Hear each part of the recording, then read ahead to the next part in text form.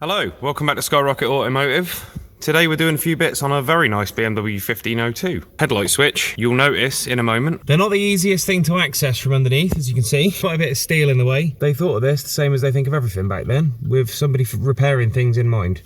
What we need to do is disconnect our speedo cable, which is that huge steel barrel just there. And then as you can see just up there, there's a thumb screw. There's two of those, one each side. And if we undo those, which you can get to from just the one side, you only need to take this one cover plate off. Have a feel up there.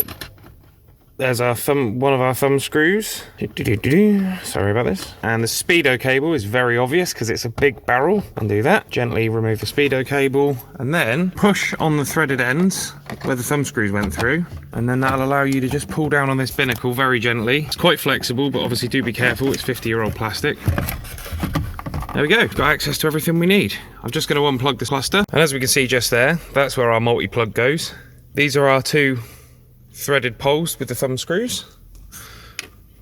And your speedo cable goes on there. So now that we've got the binnacle out of the way, we can put that somewhere safe and carry on looking for our lack of number plate lights. So we do have a multi-connector up here. It's supposed to be a grey wire with a red trace, which I see just there, and I was hoping to see that was hanging off. Awesome sauce. Right, I'm gonna have to get my meter in there. I should say, I'm sorry in advance that my camera work is even less good than it usually is. I'm trying to do this one-handed while also making a repair to a customer's car on billable time, so I need to get a move on. Trick with these, just be very careful using a flathead screwdriver.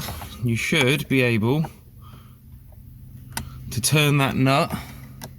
There are tools for this, however I tend to find they don't like to go around the switch body more often than not.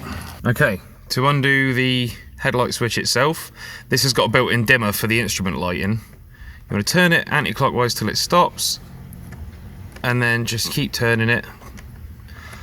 This stuff normally comes apart quite nicely, even though it is old, as long as you're careful. There we go, we haven't damaged any threads. That's a nicely made part, actually. We can take that knot off of there, and then we'll be able to pull. In fact, if we push the switch into the off position, good lord, that was a shocking bit of camera work. Okay, I've just pushed the switch into the off position, and now, there we go. Ready for surgery. Trying to find a decent earth on an old German car is like me looking at my bank account. There's nothing there. Red and grey is that one there. I tend to find the door switch is a pretty good way. Looks janky. It is, I promise, located. We can do a quick continuity check just to make sure once I've dropped my meter. Wow, this is horrible to do one-handed. Regretting this already. All right, let's check we've got earth continuity. Hello, Mr. Spider. Yeah, we got earth continuity. So we know that that's about as reliable a ground as we're going to get for this job. Turn the lights on. Part of me is actually hoping that we're not going to get a voltage read in here because it means that we can just rebuild the switch and be done with it. But, yeah. Ugh, right. We're going to have to go looking at earths then. And then at that point, we're going to have to go looking for broken wires. Great fun. Okay, yeah, so we're on the back of the live feed to the number plate lights. I am seeing some overspray, so it has been apart before. Maybe not the whole car, but that is our earth. Nothing. Question is, can I find an earth to piggyback off of to confirm if we're getting 12 volts? So what we need to ascertain now is whether we've got a 12 volt feed going there that can't earth out, or if we truly have a distinct lack of volts, or if it's a grounding issue. So brown wire on a German car is normally earth. Oh, that's good news. That's good. Right, that means that we're down an earth. Can deal with that. We can always put an earth to it if needs be.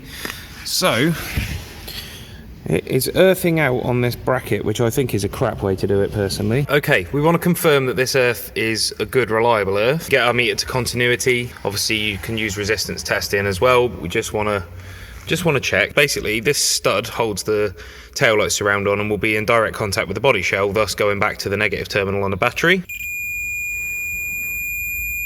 Yep, we've got a good earth there. So, is our bumper, which is entirely metal, earthing? No. Well, that there will be your problem. No earth, no circuit, no lights. Why isn't the bumper earthing to the body then? This is going to be interesting. Okay, so we've got our nice reliable earth, and as you can see, we've got 14 volts at the other side of the bulb. The power comes in, through the bulb, and then through the connector to the bulb and earths out on the bumper.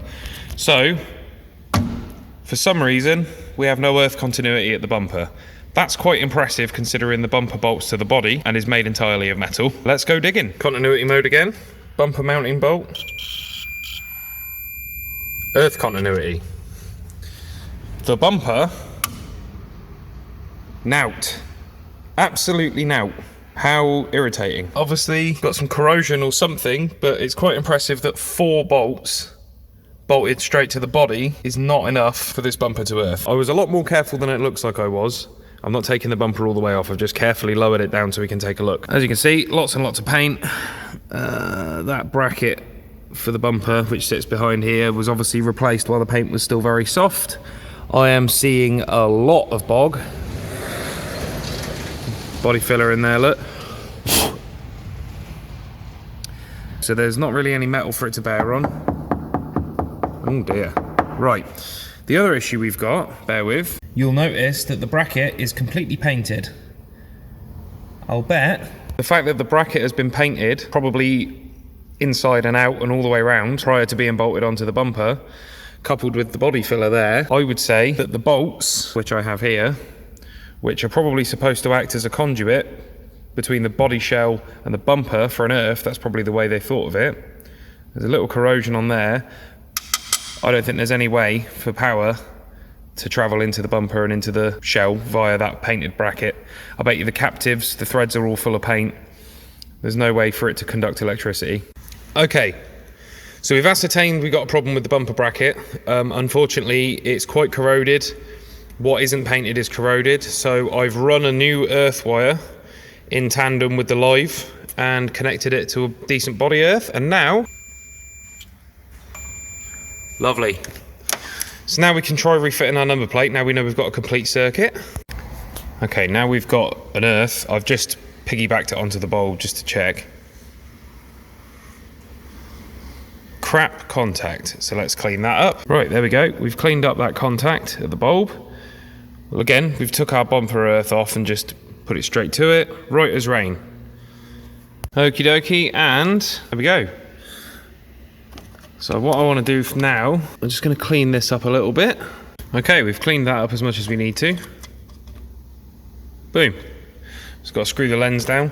The way these work, they've got like a preloaded contact that only earths once the cover is screwed on.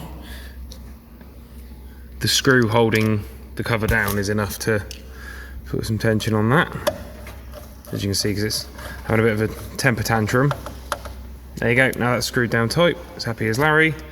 One more screw. Our 1502 now has number plate lights. So, what was the point of this video? Kyle, what's your problem, man? We've just spent an entire YouTube video watching you not change a bulb. Well, that's exactly the point of this video. I would say 7 out of 10 times that I've been asked to look at a car that's got a light out, a classic car in particular, especially German stuff, oddly. It's very rarely the bulb.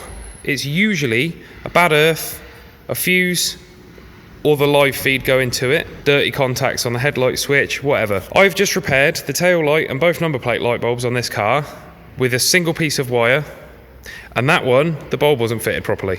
There's not really a lot to go wrong in a bulb, it's a piece of wire. It could have blown, obviously, naturally it could have. But does it not make more sense before you drive all the way to Halfords to find the right bulb, to buy the bulb, drive all the way back home again, take the lens off, fit the new bulb, only to then discover that that wasn't the issue? Does it not make a bit more sense to do this way first? I think, anyway. I'm just trying to save you guys a bit of money and a bit of time and a bit of hassle. So, yeah. Check those live feeds, guys. You can pick up a multimeter real cheap nowadays, and it'll serve you well. You want to be able to check continuity to ground, resistance across the wiring, and voltage. If you can do those, that will tell you. Again, live feed to these was active, but the bumper had no earth continuity back to the body shell. We can't do that how it would have been done originally, unfortunately, because it's got a lot of filler, and the brackets have been painted inside, outside, upside down, all that stuff. So we're not getting continuity there. So I took the executive decision and I ran an earth wire which is clamped underneath that light. So as you tighten the screw up, it makes the earth tighter. That now has turned this whole thing into an earth, the whole bumper, the wire goes through the rear panel and bolts to the bumper bolt where it originally would have picked up the earth from. So the earth is in the same place as it always was, it's just now it's done with a wire rather than via the bracket. Fairly simple fix. Overall, I'm quite happy with that. You'll probably be seeing a bit more of this 1502 actually. There's quite a lot to do on it, but it depends on how the owners want to go about it. We're doing little bits now just to get it safe and roadworthy, brakes and stuff, but yeah. Fingers crossed you'll see it in future. Part 4 of the Scirocco series is underway. We're waiting for a part. I have had to spend money, unfortunately. Not much money, but I've had to spend money. And now we're at the behest of postage around here and all that. So thank you for watching. I'm sorry this camera angle's a bit shit. I'm in a storage facility at the moment doing this work, so I don't want to film any of the cars that are around this, nor do I want to give any indication as to where this is. I'm trying to get better at filming the things I do in the course of my day because it's good promo for my business and it's content for you guys, and you might pick up a useful hint or two. But for the most part, I work down in the workshop, which can be noisy, or I'm doing little bits up here, which is fine, but I don't like showing other people's vehicles around, if that makes sense. Anyway, I'm rabbiting on like nobody's business. I'll see you guys later. Case in point, complaint on this side, near side, front side light not working. On these, you've got those two connections there. They go via a resistor back to the bulb to give you dimmed side lights at the front. What's this? The lead hanging off. That'll be the ground for the side light. So let me get that connected up. There we have it. There's a bit of a fight getting that wire reconnected, but there we have it. 4 out of the 4 dead lights on this car was fixed by wiring rather than changing bulbs.